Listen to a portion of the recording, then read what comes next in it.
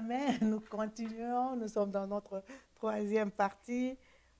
Alors, je pense que nous sommes en train d'apprendre et je demande que l'Éternel continue à nous parler ce soir. Et j'aimerais que quand nous quittons ici, nous sommes vraiment, vraiment instruits et édifiés par ce que j'étais en train de dire. Alors, nous continuons toujours avec la parole. Nous continuons avec les dons. Et aujourd'hui, comme j'ai dit, nous sommes en train de parler des dons de révélation. Je crois que tout le monde, souvent, nous sommes très intéressés par la révélation.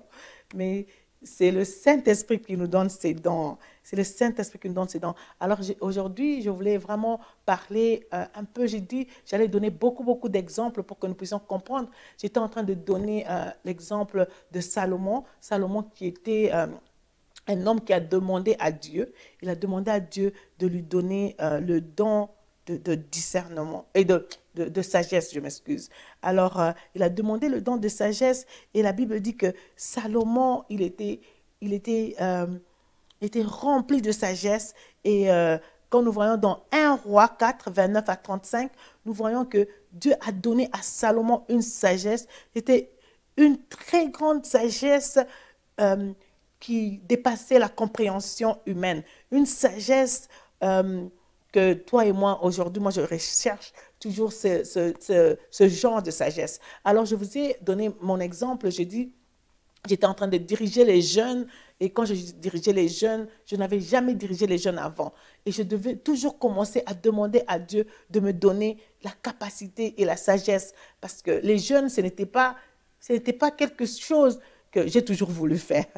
Vous voyez, parfois Dieu, il permet que nous puissions expérimenter certaines choses parce qu'il sait là où il est en train de nous amener. Et moi, je crois que Dieu m'a donné cette opportunité de toujours diriger. J'ai dirigé les femmes, j'ai dirigé les jeunes, j'ai fait l'administration dans l'église. Et je pense que c'est parce que Dieu me préparait à faire tout ce que je suis en train de faire et à avoir aussi le leadership de comprendre et parce que Dieu m'a appelé dans le leadership de former les autres. Alors, je devais aussi comprendre, je crois, toutes ces personnes-là et c'est pourquoi Dieu m'a amené à diriger les femmes, à diriger les jeunes et à diriger et aussi à faire l'administration de l'Église. Alors, ce que je disais, c'est que quand j'ai dirigé les jeunes, j'ai beaucoup demandé à Dieu la sagesse, parce que j'ai vu que les jeunes, ils sont très compliqués. Les jeunes, ils ont beaucoup de problèmes qu'on ne peut même pas s'imaginer. Et vous savez qu'à cause de ces jeunes-là, j'ai même moi-même changé des choses dans ma vie et comment même diriger ma propre famille et même mes enfants. Dieu m'a donné une sagesse. En me donnant les jeunes, j'ai demandé la sagesse pour diriger les jeunes.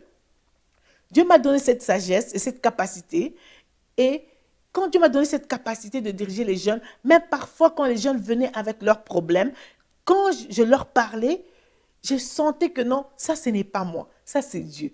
Je ne vois pas où cette parole me vient. Tu sais, parfois tu es en train de parler avec quelqu'un, quelqu'un peut te poser une question, parfois tu ne sais même pas qu'est-ce que tu dois lui dire. Je ne sais pas si vous avez déjà expérimenté ça. Quelqu'un te dit quelque chose et puis tu n'as pas de réponse et il y a une parole qui vient, il y a une parole de connaissance que Dieu, qu'est-ce qui vient directement dans ta bouche. Et quand tu lui dis cette parole, elle est accompagnée avec une sagesse, une certaine sagesse, et la personne comprend, et la personne est apaisée, et la personne trouve la solution, et la personne suit ça, et la personne est bénie.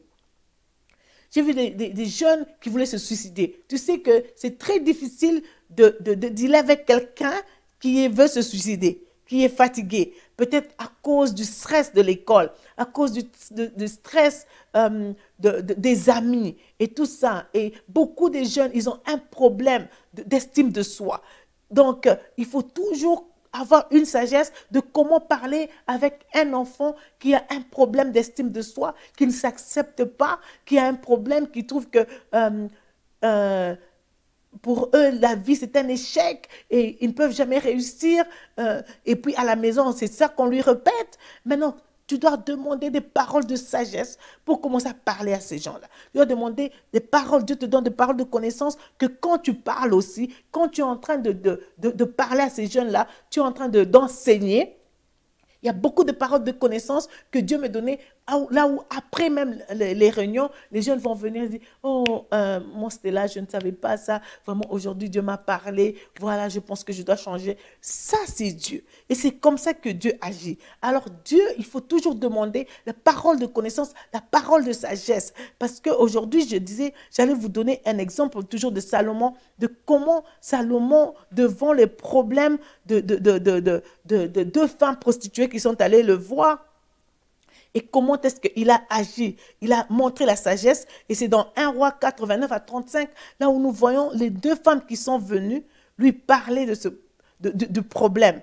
Et quand ils sont venus lui parler de ce problème-là, alors Salomon, il était là, il a parlé aux femmes, il a demandé à Dieu la sagesse. Dieu lui a donné la sagesse pour dire à ces femmes-là que non, vous savez quoi, qu'on prenne seulement, qu'on divise cet enfant en deux. Ça, c'était une parole de connaissance que Dieu lui a donnée. Et quand Dieu lui a donné cette parole de connaissance, c'était une parole pour lui montrer quelque chose. Dieu voulait lui montrer d'abord, qui était la maman de l'enfant, qui était la vraie maman de l'enfant. Et puis Dieu aussi voulait lui montrer qui mentait. Pour distinguer, pour maintenant discerner qui était la femme qui mentait et qui était la femme qui disait la vérité. Est-ce que vous comprenez que ça, c'est vraiment une sagesse qu'on doit demander à Dieu? D'abord, la sagesse et la connaissance de dire, vous savez quoi, il faut diviser cet enfant en deux. Ça, c'est une sagesse qui est extraordinaire. Ça veut dire qu'il y a des problèmes parfois que nous avons, des problèmes parfois qui nous arrivent, et quand on demande à Dieu, Dieu va nous révéler cela. Dieu va nous révéler, c'est pourquoi il faut toujours demander la sagesse à Dieu. Alors, comme je parlais de Salomon, Dieu d'abord lui a donné une intelligence qui était surnaturelle. Alors, pour résoudre des problèmes, des gens qu'il dirigeait, pour résoudre des problèmes de tous les pays qu'il dirigeait, alors, il y a un problème qui arrive et il dit, il faut couper cet enfant en deux. Et c'était une parole qui est venue en lui. Il a dit non. Pour connaître la vraie maman va dire non, ne coupez pas cet enfant en deux. C'est ça la vraie maman. Je pense que celle qui n'est pas la maman, elle va penser comme ça. Et Dieu lui avait déjà dit ça. Et il a dit ça. Et effectivement, cette parole qu'il a enlevée, cette sagesse que Dieu lui a donnée, cette intelligence, effectivement, ça s'est fait comme ça. Mais aussi, c'était aussi pour discerner qui mentait. Tu sais, ces genres de sagesse, Dieu doit nous donner, surtout même dans le mariage. Dans le mariage, parfois, on ne peut pas comprendre. Il faut vraiment demander à Dieu la sagesse dans le mariage. Parce que beaucoup de mariages aujourd'hui, ils ne comprennent pas quand Dieu parle. Tu sais, moi, je vais vous donner mon exemple. Nous avons lu maintenant l'histoire de Salomon dans 1 Roi 3, 16 à 28, là où nous trouvons cette histoire de ces femmes-là. Comment est-ce qu'il a eu la sagesse, la parole de connaissance, le discernement directement et la parole de sagesse qui lui est venue. Mais maintenant, dans le mariage, par exemple, je vais vous donner mon propre exemple. Moi, quand je me suis mariée, j'étais trop jeune et il y avait des choses que je ne connaissais pas, ou bien peut-être que je connaissais, mais qui n'étaient pas vraiment très importantes pour moi. Mais devant Dieu, c'était des choses qui étaient très importantes. Moi, je suis mariée à un pasteur. Quand je me suis mariée, je n'étais pas pasteur, mon mari était pasteur. Mon mari était pasteur et mon mari, ce n'est pas un homme qui est exigeant. Vous savez que si vous avez un homme qui n'est pas exigeant, parfois, vous prenez ça pour acquis. Alors, quand tu prends des choses pour acquis, parfois, tu n'es pas béni. Alors, pour moi, un jour, Dieu m'a dit, parce que pourquoi? Je vais vous donner, ça fait rire, mais c'était juste pour le manger, par exemple. Tu sais, mon mari, il n'est pas quelqu'un qui exige, je dois manger comme ça, je dois manger comme ça. Et moi, j'ai pris ça pour acquis. Et parfois, si je n'avais pas envie de préparer, je ne donnais pas, je mettais seulement ce qu'il y avait là-bas. Ou bien je dis, Samy ne va pas se plaindre aujourd'hui, donc pasteur Samy ne va pas se plaindre. Aujourd'hui, on va manger du pain. Alors, tu sais qu'un jour, Dieu m'a dit, une parole, je priais. Et Dieu m'a dit, Stella, tu veux un autre niveau, tu veux une autre dimension de moi, n'est-ce pas? Parce que je priais pour une autre dimension. Alors Dieu m'a dit, avant que je te donne cette dimension, il faut que tu apprennes d'abord à servir mon serviteur. Alors moi j'ai dit, servir ton serviteur? Je n'ai pas compris. Alors j'ai dit, Seigneur, de quoi tu parles? Alors le Seigneur me dit, tu dois servir mon serviteur comme mon serviteur. Alors Dieu a commencé à me montrer par la sagesse, par la connaissance. Dieu a commencé à me montrer la place de l'homme dans la vie. La place de ton mari dans la vie. Tu ne peux pas commencer à mettre ton mari selon ta propre intelligence. Tu ne peux pas, si tu n'as pas compris les choses de Dieu, tu ne vas pas comprendre que ton mari, en fait, c'est ton Seigneur. Et Dieu a commencé à me parler de mon mari comme mon Seigneur. Et il m'a montré que non, le Seigneur, ça veut dire que tu dois comprendre que le Seigneur, c'est celui qui règne sur toi. Donc l'homme, il est au-dessus de la femme. Alors, quand j'ai compris ça, Dieu m'a dit, même dans comment tu sers la personne qui a l'autorité sur toi. Aujourd'hui, si quelqu'un qui a l'autorité, aujourd'hui, si quelqu'un, même un président de la République vient dans ta maison, comment tu vas servir cet homme? Comment tu vas servir un homme qui est juste un président? Mais celui qui est ton mari, Dieu te dit que c'est ton Seigneur. Il faut seulement que tu aies la connaissance de Dieu et l'intelligence de Dieu pour comprendre ces choses. Et Dieu m'a dit, quand tu vas commencer, quand tu vas comprendre que ton mari, il est ton Seigneur, il est ton autorité, l'autorité que j'ai mise sur toi, alors tu vas voir que les portes vont s'ouvrir pour toi.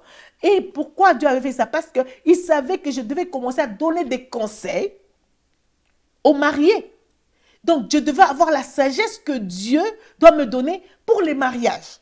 Pour comprendre que non, pour le mariage, il faut comprendre d'abord le mariage dans le spirituel. Parce que le mariage, ce n'est pas physique. En fait, le mariage, c'est quelque chose que Dieu a établi, le mariage. C'est quelque chose qui a été établi. Et si tu as compris cela dans le spirituel, que c'est quelque chose que Dieu a établi, alors toi, tu sauras comment tu vas traiter celui qui est le Seigneur de ta vie, parce que Dieu dit que tu es sorti de lui. C'est pourquoi tu es sorti de lui. C'est pourquoi Dieu ne t'a pas créé comme toute autre personne. Dieu t'a fait sortir de lui parce qu'il y a un mystère qui est caché. Dans la révélation, il y a toujours un mystère qui est caché. Dans la révélation, il y a une connaissance, une intelligence qui est cachée. Et c'est ça que toute femme doit avoir. C'est ça que tout homme doit recevoir. Doit comprendre d'abord les mariages, comment est-ce que Dieu l'a établi et quels sont les mystères et les bénédictions qui sont cachés derrière ça. Quand tu as compris ça, tu auras un mariage qui est béni. Tu auras un mariage parce que tu sauras comment te comporter en tant que femme. Tu sauras comment te comporter en tant qu'homme. Parce que tu as compris ces choses avec l'intelligence, pas l'intelligence de l'homme, mais l'intelligence de Dieu. Je ne sais pas si tu comprends. Alors, quand je suis en train de parler de la sagesse, je suis en train de parler de la connaissance, je suis en train de parler du discernement, c'est pour que tu comprennes ces choses ici. Parce que quand tu as compris, directement j'ai discerné, directement j'ai vu ce que je faisais. Parce que quand on parle du discernement, c'est distinguer ce qui est mal et ce qui est mal ou bien ce qui est faux du vrai. Parce que le diable va venir vers toi avec des faussetés. Parce que tout le discernement d'abord doit être basé sur la parole de Dieu. Qu'est-ce que la parole de Dieu dit par rapport au mariage? Qu'est-ce que la parole de Dieu dit par rapport à ça? Alors même quand Dieu te parle, tu sais que non, c'est basé sur l'écriture. Toute personne ne peut pas venir te parler, tout prophète ne peut pas venir te parler, tout pasteur ne peut pas venir te parler de n'importe quoi si ce n'est pas basé sur la parole de Dieu. Ça doit être basé sur la parole de Dieu. Si quelqu'un t'amène une parole de connaissance, si quelqu'un t'amène une parole de sagesse, si quelqu'un te dit ça, c'est ce que Dieu me dit, il faut que toi aussi tu puisses discerner les esprits. Parce que quand tu es en train de discerner les esprits, tu es en train de discerner ce que tu es capable de discerner. Comme on le dit dans Hébreux 5, 13 à 14. La Bible dit que les chrétiens là-bas, ils étaient matures. Donc comme ils étaient matures, ils n'étaient pas des bébés spirituels. parce qu'ils n'étaient pas des bébés. Parce que les bébés spirituels, ce sont eux qui n'ont pas compris et qui discutent toujours quand on leur amène la connaissance, quand on leur amène la sagesse de Dieu. Ils ne veulent pas comprendre comme Dieu comprend. Ils ne veulent pas comprendre la sagesse de Dieu telle que Dieu le dit, telle que Dieu le veut, ou bien telle que Dieu le voit. Pourquoi? Parce qu'ils veulent leur propre intelligence par rapport à diriger les choses. Même dans tout ce que tu fais comme leader, même dans l'administration, je vais te donner des exemples ici. Il faut que tu aies la sagesse de Dieu, l'intelligence de Dieu. Dans le mariage, la sagesse de Dieu, l'intelligence, la connaissance de Dieu. Quand tu commences à prier, l'Esprit en toi va te dire comment diriger ton mariage. Et quand Dieu m'a parlé de mon propre mariage, j'ai changé les choses dans ma maison et j'ai vu que les choses commençaient à aller d'une autre façon. Ce qui était spirituel pour moi. Pour moi, c'était une parole prophétique que Dieu m'avait dit pour qu'aujourd'hui, je sois pasteur. Je devais arriver à ce niveau-là de comprendre ces choses ici, de ne pas négliger les choses que Dieu me disait pour que moi-même Dieu puisse me bénir, pour que je sois cette leader, pour aussi parler aux autres. Si moi-même je ne suis pas cet exemple, comment je peux aussi équiper les autres? Comment je vais équiper les autres femmes? Comment je vais équiper les enfants? Comment je vais équiper les jeunes? Si moi, je n'ai pas compris ce qui est caché, parce que Dieu te révèle des choses pour diriger, pour te donner des solutions dans ton mariage, dans l'église, à ton travail, partout où tu es. Dieu te donne une capacité que toi, tu as maintenant pour faire les choses. C'est pourquoi j'ai dit qu'il ne faut pas négliger les choses que Dieu te donne. Alors, aujourd'hui, je suis en train de te dire, je t'ai donné l'exemple de Salomon et je t'ai donné mon propre exemple que Dieu m'a parlé. Il m'a dit ça et j'ai obéi. Quand j'ai obéi, j'ai dit, même quand je sers mon mari, parfois je peux être fatiguée, je sers n'importe. Parfois, même mes enfants me disent, maman, est-ce qu'on doit seulement mettre des assiettes comme ça? J'ai dit oui. Parce que je suis en train de servir mon mari. Et c'est ce que je leur ai dit. Je dis, je suis en train de servir mon mari. Je suis en train de servir. Comment est-ce que tu sers ton mari? Comment est-ce que tu prends soin de ton mari? Comment est-ce que tu respectes ton mari? Est-ce que tu le vois comme Seigneur? Comment tu le vois? Et ça, c'est le don de Dieu en moi qui m'a révélé ces choses. Pourquoi? Parce que j'ai prié et je voulais que Dieu puisse m'aider dans le mariage. Parfois, parfois, nous allons demander aux hommes de Dieu, oh, j'ai des problèmes dans le mariage. Mais Dieu te parle et te donne une révélation. Et toi, à cause de ton intelligence, tu ne veux pas suivre ce que Dieu te dit. C'est pourquoi tu as des problèmes. Parce que quand tu as le discernement, c'est aussi discerner les paroles qui viennent. Dans 2 Timothée 2,15, la Bible dit que non, il faut apprendre à comment dispenser droitement la parole de la vérité. Parce que quand la parole de la vérité vient vers toi, il faut savoir comment est-ce que tu dois dispenser ça droitement. Tu ne peux pas être chrétien sans la connaissance. Il faut vraiment rechercher cette chose. La connaissance de Dieu. Que Dieu commence à nous parler. Qu'il y ait la connaissance dans tout ce que nous faisons. Même dans l'administration. Il faut demander la connaissance dans tout ce que nous faisons. Il faut qu'on demande qu'on demande le discernement, qu'on puisse demander que Dieu puisse nous diriger, qu'on puisse voir qu'est-ce qui est mal, qu'est-ce qui n'est pas bon, qu'on puisse savoir comment est-ce que nous devons exercer ce don-là qui est en nous. Mais nous avons besoin de la maturité. Nous avons besoin de la maturité. Dans Romains 12, 5 à 8, nous avons vu ça. On dit que celui qui a le don de prophétie, qu'il l'exerce selon l'analogie de la foi. La Bible dit encore que celui qui est appelé au ministère s'attache à son ministère. Que celui qui enseigne s'attache à son enseignement.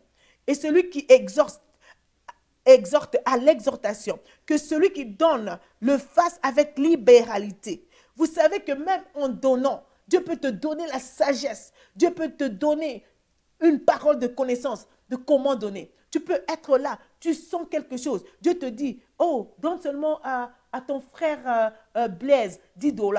Et tu as eu une parole de connaissance. Tu vas maintenant, tu prends les 10 $, tu vas donner à ton frère Blaise. Et quand tu vas donner ça à ton frère Blaise, Blaise dit, oh mon Dieu, tu sais que je devais payer j'avais vraiment besoin de 10 $. J'ai demandé à Dieu de me donner 10 $ pour payer mon électricité.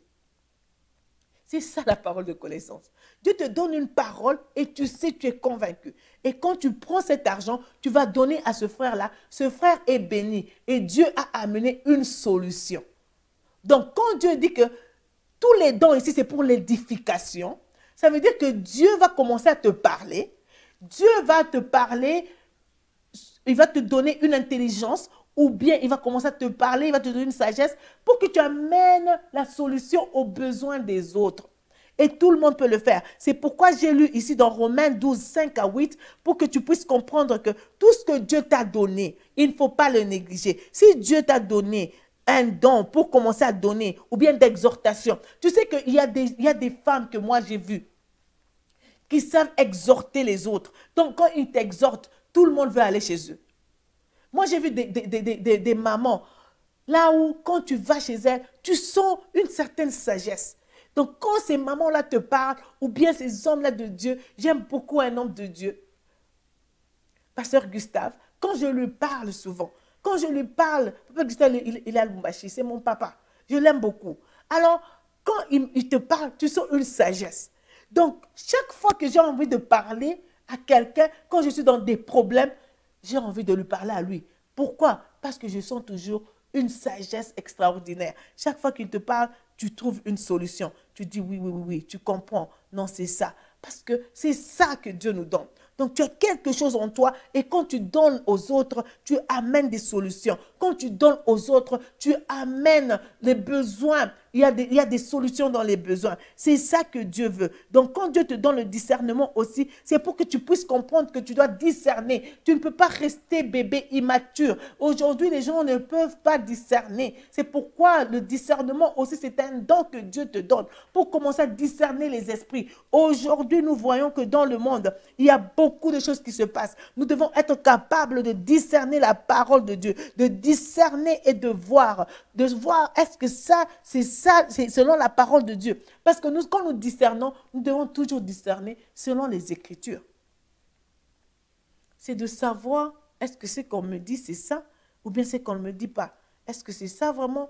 Est-ce que on m'a donné ce songe ici? Tu discernes aussi le songe. On m'a donné cette parole de connaissance. Tu discernes aussi si c'est de Dieu ou bien ce n'est pas de Dieu. Et c'est Dieu aussi qui va te donner cette conviction en toi pour que tu dises non, non, non, non. Parce que c'est comme je vous ai donné l'exemple du jeune prophète et du vieux prophète. Il a amené une parole. Mais cette parole-là l'a amené à la destruction. Donc, il faut toujours discerner. Demander à Dieu de nous donner le discernement. Demander à Dieu de nous donner la parole de connaissance. Demander à Dieu de nous donner la parole de sagesse. Parce que la sagesse nous ouvre les portes. Je vous ai donné aujourd'hui beaucoup d'exemples pour que nous puissions comprendre. Que nous puissions comprendre que Dieu parle tantôt d'une manière, tantôt d'une autre. Et quand Dieu nous parle, il nous parle par la connaissance, en nous montrant des songes et aussi par des visions. Il y a des gens qui ont des visions. Je vous ai parlé aussi ici de Daniel qui a eu une vision. La Bible dit qu'on lui a parlé dans une vision. Dieu lui a révélé le songe de Nabuchodonosor. Alors, c'est comme ça que nous devons commencer à aspirer à ces choses. Aujourd'hui, je veux prendre ce temps pour que nous puissions prier. Que nous puissions prier pour que Dieu commence à nous parler. Que s'il y a un don en toi, si tu sais que parfois tu rêves, tu sais que parfois tu as des paroles de connaissance, il ne faut pas douter. Quand tu es sûr, tu sens que tu as une conviction intérieure. Si tu n'as pas encore compris, il y a des gens qui sont là pour te diriger. Les gens qui ont l'expérience. Je vous ai donné l'exemple de l'expérience, de l'enseignement. Et c'est avec l'enseignement, avec l'expérience des autres que tu peux commencer à comprendre comment est-ce que Dieu fonctionne en toi. Nous allons prier aujourd'hui. Je veux que tu ouvres ta bouche ce soir. Si tu veux que Dieu puisse te donner la révélation, Dieu peut te révéler comment il t'a appelé. Je t'ai dit que dans Jérémie 1,5, Dieu a révélé à Jérémie qu'est-ce qu'il était. Il lui a dit, tu étais prophète avant que tu ne sois même formé dans le ventre de ta mère. Je t'avais appelé. Quand tu vas dans Gédéon, Dieu a dit à Gédéon, toi, Je t'ai appelé. Tu vas dans Gédéon 6, tu vas voir que Dieu a appelé son fils.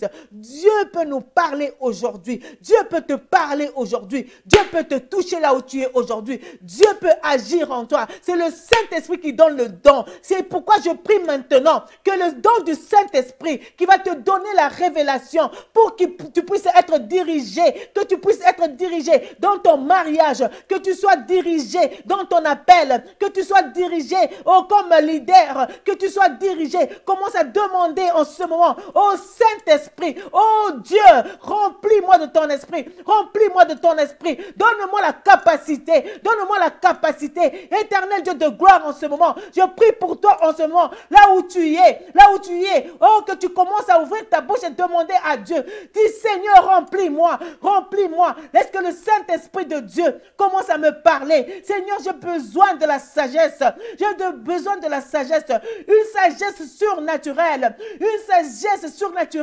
qui va me donner la capacité de résoudre les problèmes dans ma maison, de résoudre les problèmes dans mon mariage, de résoudre les problèmes de mes enfants. Éternel, donne-moi la capacité de résoudre les problèmes à mon travail.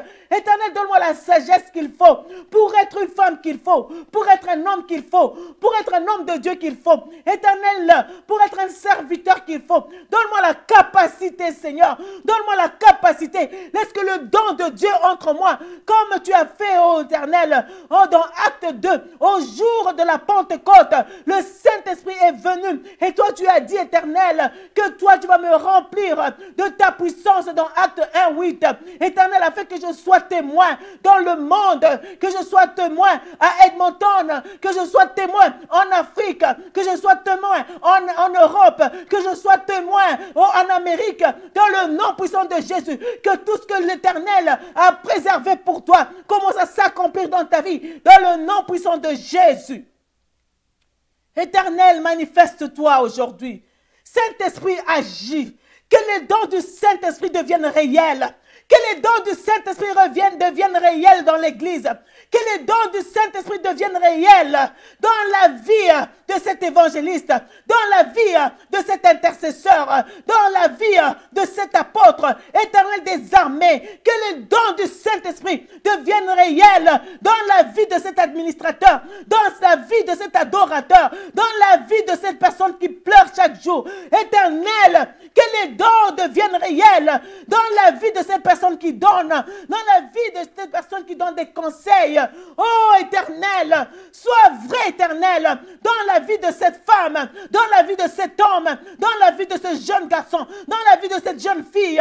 Éternel, manifeste-toi. Je prie pour que la puissance de Dieu commence à se manifester dans la vie de tes enfants aujourd'hui. Éternel Dieu de gloire, ils ne seront plus bloqués, ils ne seront plus limités. Toute limitation, je détruis maintenant au nom puissant de Jésus. Tout ce qui te fait peur, je détruis maintenant dans le nom puissant de Jésus. Tout ce qui te fait peur, toute puissance démoniaque qui a bloqué ta vie, je le détruis dans le nom puissant de Jésus. Éternel, manifeste-toi. Éternel, manifeste-toi. Éternel, manifeste-toi. Saint-Esprit, manifeste-toi. Nous sommes pendant les jours de la fin, Éternel. Donne-nous le discernement, Papa. Le discernement basé sur ta parole, Éternel. Que ton peuple soit rempli. Ô Éternel des armées, que nous puissions te connaître, Éternel des armées, comme nous ne t'avons jamais connu, Éternel. Je demande la connaissance. Je demande, Éternel des armées, la parole de connaissance sur ton fils, sur ta fille, Éternel. La parole de sagesse, Éternel des armées. Et le discernement, Éternel Dieu de gloire. Afin que ton peuple, Éternel des armées, puisse être à l'écoute, Éternel, pendant cette saison. C'est dans le nom puissant de Jésus que j'ai ainsi prié. Amen. Aujourd'hui, nous avons fait 3 parties. Je sais que ça ne sera pas peut-être facile pour toi, mais je veux que tu puisses écouter. Et je veux que l'Éternel puisse vraiment te remplir. La semaine prochaine, je veux continuer à parler des dons de puissance, afin d'opérer dans les miracles, afin d'opérer avec une foi qui peut comme on dit, qui peut changer les vies. Une foi qui peut amener la guérison. C'est ça, don de puissance. Alors, ça sera pour ça pour la semaine prochaine. Que Dieu vous bénisse, que Dieu vous bénisse. Merci, abonnez-vous, abonnez-vous. Nous disons merci à Manimedia qui est toujours là pour nous. Que Dieu encore les bénisse. Oh, dans le nom puissant de Jésus. Je vous aime tous. C'est Pasteur Stella. Je vous aime. Bye bye.